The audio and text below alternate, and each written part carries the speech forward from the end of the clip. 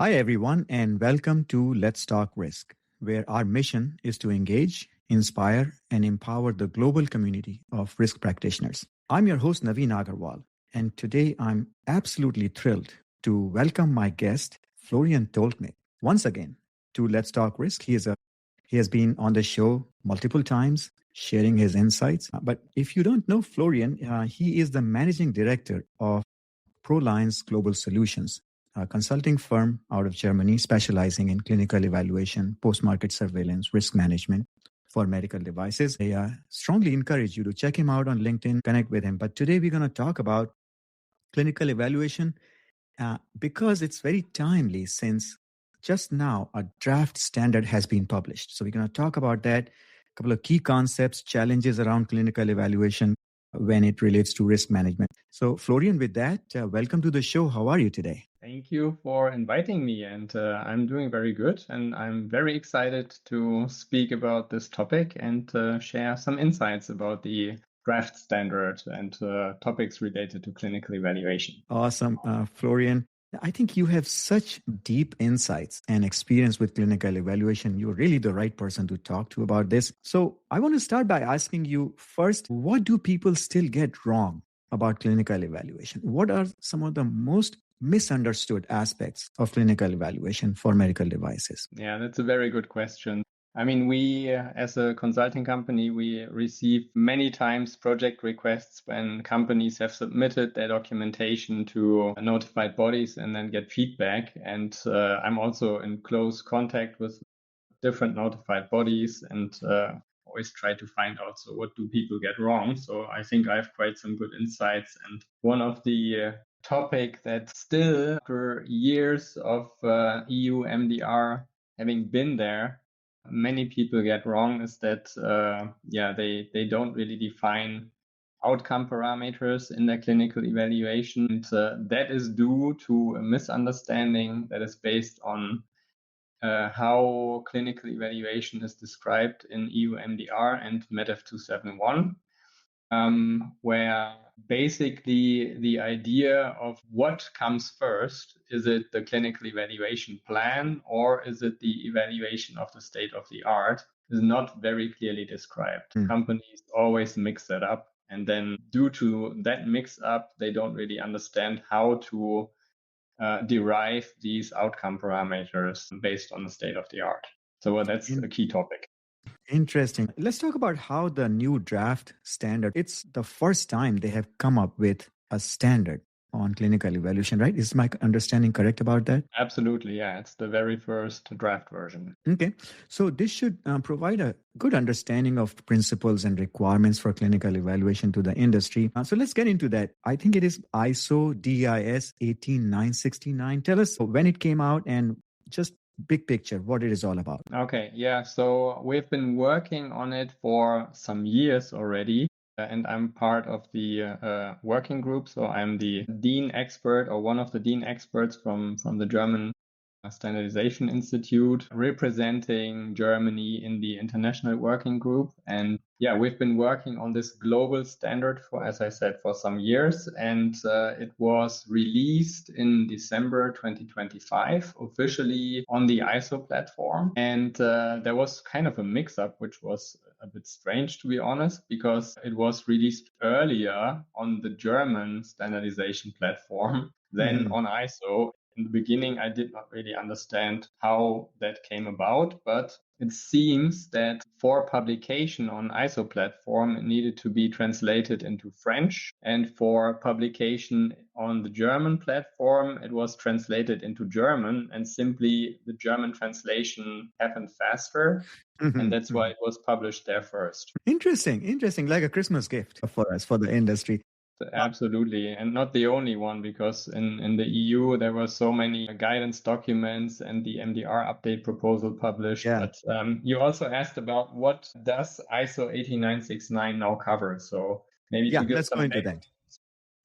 Yeah, what we try to do, and I think we we did a good job on that. In the beginning, when we started working on the standard, we said we do not want to reinvent the wheel because there is a best practice for clinical evaluation out there. There are guidance documents, there are national or regional requirements on a global level. So what we did first is we collected all these guidance documents and all the different legal requirements, and we sat down together and basically agreed, let's do not reinvent the wheel and take into consideration what is already there and try to identify the gaps in terms of what do people get wrong and what is not explained well in the existing requirements. And we also said we do not want to come up with a regulatory standard, but rather with a process standard that describes how clinical evaluation has to be planned and performed, and basically close that gap that we saw in the existing requirements. Oh, that's really very interesting. I'm glad that you mentioned that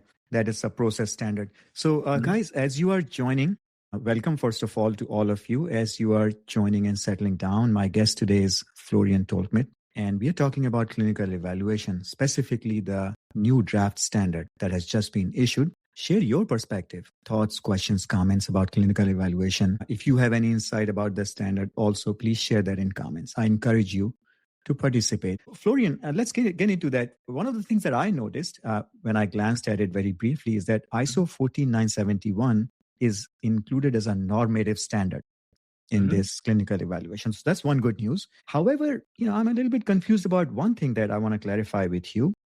Clinical evaluation draft standard, this 18969, talks about clinical risk, whereas 14971 is just risk. What is the difference between the two, and why there's a need to emphasize clinical risk in this particular draft standard? Yeah, I was actually one of the people that was a bit against including that definition of the clinical risk, to be honest. Now that it is in there, I don't think it's too bad. So the idea is that in clinical evaluation, we focus more on what really happens to the patient. So we also look at benefit risk profile of medical devices, and therefore it's important to consider the risk side as well as the benefit side with a focus on the patient. And that's why we looked at the definition of ISO 14971 again, and then basically decided, okay, that definition of risk is good for what needs to be done in risk management, because you look at basically what can go wrong with the product. And we decided to differentiate and look more what happens to the patient if something goes wrong. And that basically is behind that definition of clinical risk. I think I kind of understand the rationale for it, because 14971, the risk is a little bit broader. It applies not just to the patient, but also the property and the environment. And those last two parts are often misunderstood and underrepresented. However, let's clarify for our audience that 18969 is a combination of probability and severity of harm. It is just creating a more specificity in the context of the patient experience in the clinical environment. Is that a good understanding? That's absolutely a good understanding. And I think now when I read the definition now, after having discussed it for so long, then I think it's a good one, and it helps, because what I've seen oftentimes in the past, when people try to make the link between risk management and clinical evaluation, they are oftentimes not sure which risks need to be considered in clinical evaluation. And we have seen cases where companies have said, okay, we need to consider everything. And then you have these risks regarding environment and so on and so forth. And they take them all into clinical evaluation, and then you're supposed to balance those with the benefit for the patient, and that simply doesn't work, right? So you have a lot of information that is pushed into clinical evaluation that you cannot really deal with. And then in the end, the clinical evaluation is overloaded with risk management information that basically is not really valuable for the clinical evaluation. So I think that clarification will help. So it's not like we are inventing a new risk. Like, there's quite a lot of confusion in terminology, and that's why I kind of insist on it. When you talk about safety risk management, we talk about quality risk management. Now we're talking about clinical risk management. it's not really different. These are just specific lenses through which we are studying risk. That's how I understand it. Yeah, absolutely. Yeah. Put on the glasses of clinical evaluation and a clinical perspective. Correct. So you have specificity and focus and attention. Okay. Let's continue talking about terminology. Florian, any other term that stands out to you in this draft standard we should talk about? Yeah, so there's one where I think it could create some confusion or maybe leave people a bit where they will think, what is that term supposed to mean? And that is the term available knowledge. And we introduced that term also after long discussions about state of the art. So state of the art in clinical evaluations, hopefully most people know, means basically what is currently accepted in the medical practice. So what do physicians, what do medical device users actually do? Which devices do they apply?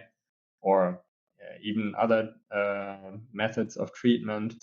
This is what or this is also a term that is used in international guidance. It's also used in ISO 14971. It's used in medical device regulation, in MEDEF 271. And I think everyone or all people have a good understanding of what state of the art means. However, sometimes there is a bit of confusion if you only look at the clinical side of the state of the art, or if you also look at the technical side. And there are even companies and also consultancies that say we have to differentiate between technical state of the art and clinical state of the art. And then there's also sometimes a mix-up because standards, even ISO 14971, are also sometimes referred to as being state of the art. Of course, not in clinical practice, but state of the art in terms of performing risk management. So there's a lot of confusion about that term sometimes. So in our discussion in the working group, there were some ideas saying, okay, when we look at all the information that is available, that we look at in terms of how are patients treated, we should not limit this to the clinical state of the art, but we should also look at standards because there are also product specific standards and so on and so forth. And we should also look at basically all the information that is available. And that's how that term available knowledge came about, which is supposed to be broader than just state of the art, but it includes state of. Correct. Okay. So just to clarify, state of the art is also included in 18969. We are not taking away. I'm a little bit struggling with this because I just don't know enough. So help us clarify this situation a little bit more. Yeah. When we talk about available knowledge, it's such a broad term and our knowledge is expanding so fast in today's world. How do we keep up? What is the expectation on tracking available knowledge in terms of the frequency and its recency? State of the art, I think generally we have understood and kind of settled on a certain understanding of how frequently it might change and how frequently we might have to evaluate that. I'm struggling with this notion a little bit. So please tell us a little bit more about this concept of available knowledge. Yeah, and that's actually my fear that you're not the only one that is going to be struggling because it's a new term. And from my personal perspective, but that's just one person in the working group, I would have been fine with sticking with the term state of the art.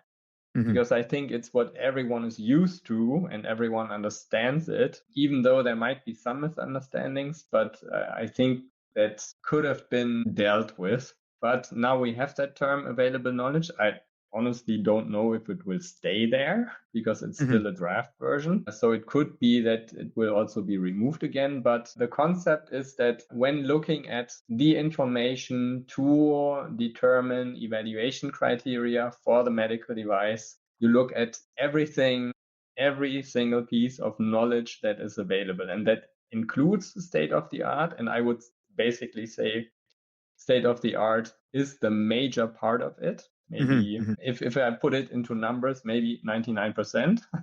And there are some extra pieces that are extra knowledge that are not considered state of the art. that are also relevant for determining I got you. the evaluation criteria. I got you. And So 2 yeah, points to clarify for everybody. First, it's a draft standard, like you mentioned, and this kind of feedback and conversation is very important. Second point is that, again, to emphasize, it is not a regulatory standard.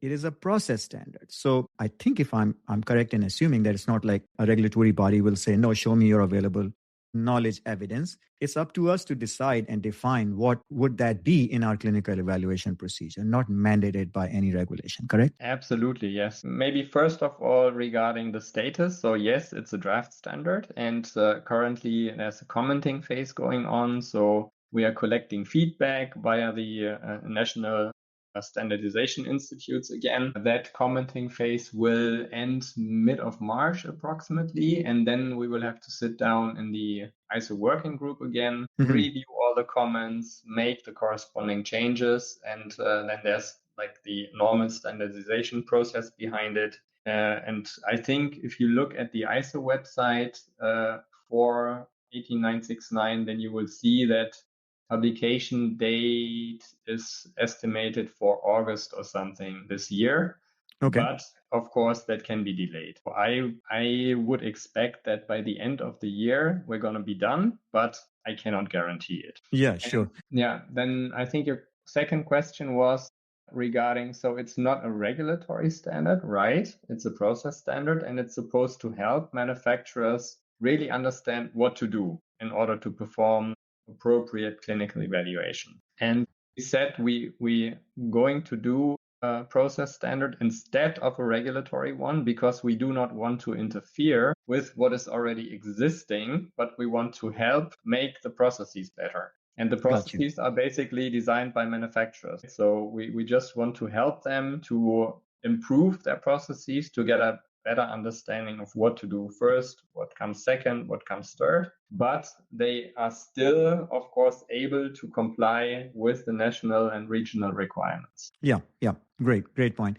So, Florian, we have many more people joining in our live discussion, guys. Welcome to all of you. If you're just joining, my guest today is Florian Tolkmitt, and we're talking about clinical evaluation and the new draft standard that has just come out. Please continue to participate in this conversation. Share your thoughts, comments, questions you might have on this standard, and we will bring them up as much as we can. So Florian Bijan is sharing a comment here. It seems like foreseeable misuse, available knowledge is ambiguous, saying it is something you should know. I guess this is where we were struggling, and I think we talked about this a little bit.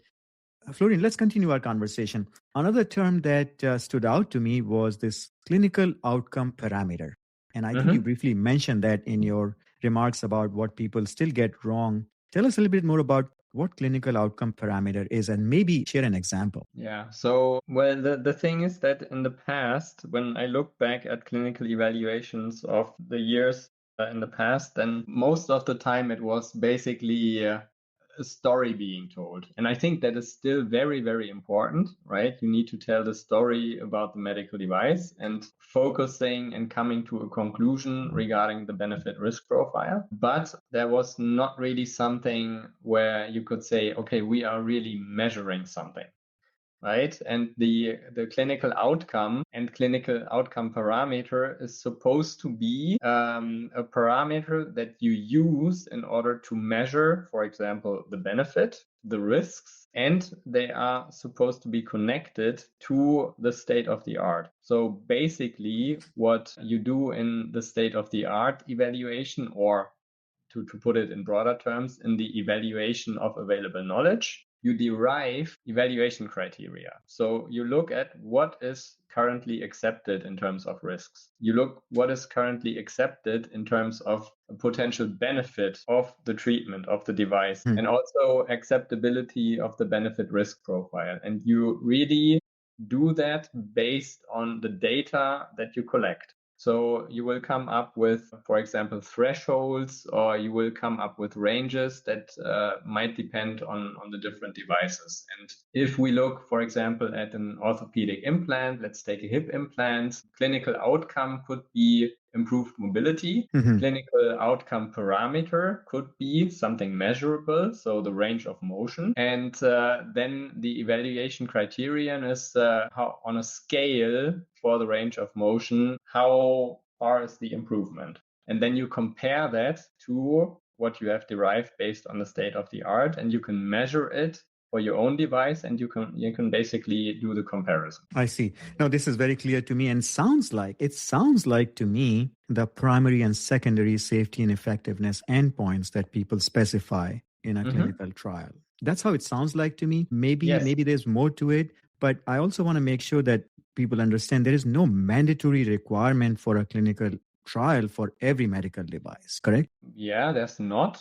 But it's very good that you mention clinical trials or clinical investigations, because I think it's also important for people to understand that the people working on ISO 18969, the majority of them are also working on ISO 14155, the standard for clinical investigation. So there's a very close interconnection between these two standards. And there has been a requirement in ISO 14155 for many, many years, saying in order to plan a proper clinical investigation, you have to perform a clinical evaluation first, because you have to understand what are the outcomes that you're going to look at in the clinical investigation. And these can be the ones that you just mentioned, Naveen, so looking at safety, but they can also look at benefit, right?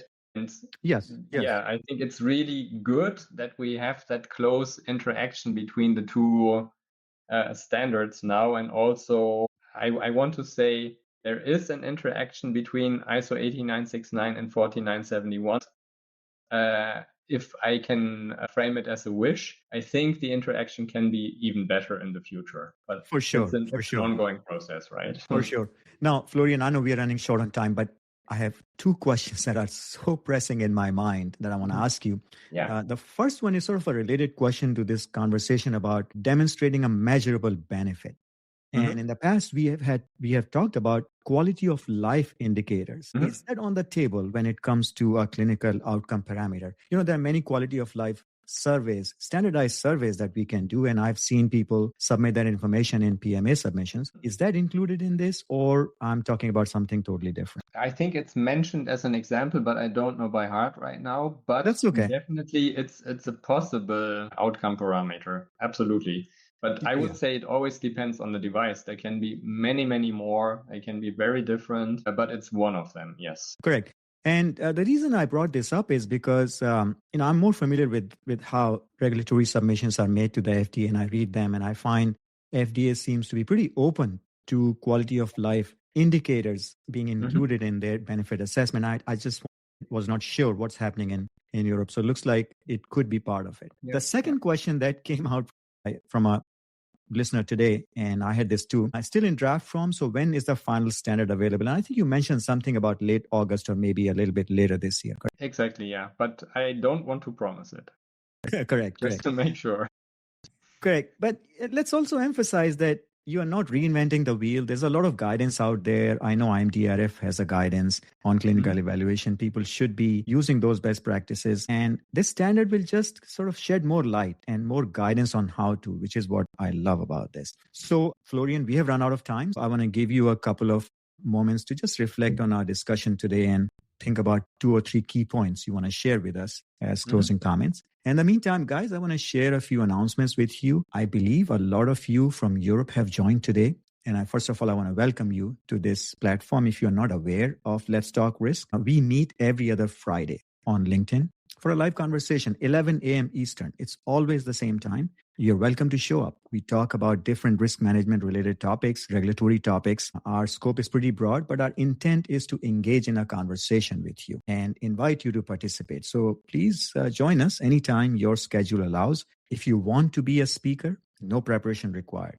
The only thing that is required is your willingness to share your perspectives. Opinions are welcome. This is not a webinar or a lecture. So please reach out to me if you're interested, and we will plan something with you. The second announcement I want to make to you is, at least in the US, I think the biggest regulatory news is within a week or 2 weeks now, we are going to go into the QMSR space, Quality Management System Regulation, where medical device manufacturers will be required to comply with the QMSR requirements. So it's a big news in the US. And as a result, I've been focusing a lot on creating content related to QMSR because risk is all over QMSR. So we are creating a lot of content on Let's Talk Risk. I invite you to take a look at it, become a subscriber, participate in this ongoing conversation. So if you are interested in learning more about Let's Talk Risk platform overall, please reach out to me and I will share that information with you. Florian, with that, the floor is yours. Please share your key thoughts. Yeah, thank you. So I think what's really important about the standard is that it's really a global standard. So it's not only representing EU MDR requirements, it's really there for a global process for clinical evaluation. So please keep that in mind. And we have been working with stakeholders from different countries. There were even people from the FDA involved in drafting, commenting, and from other authorities globally. So it's really a global standard. And that's why some of the terms might sound a bit softer than you actually know from the European world for clinical evaluation, because we wanted to assure that we're not interfering with terminology that is being used in different countries. So that's one thing. On the other hand, we are trying to make sure that companies that are placing their products on the European market will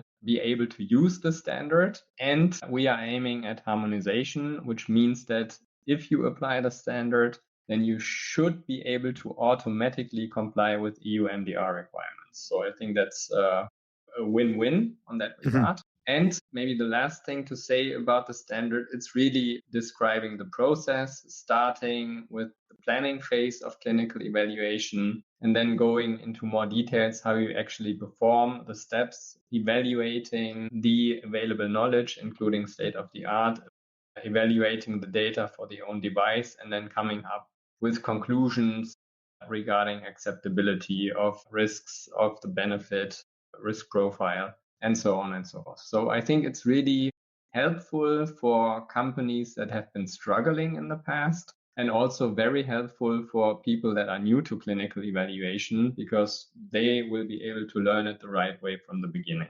And of course, if anyone has further questions and wants to discuss, this topic is really my passion.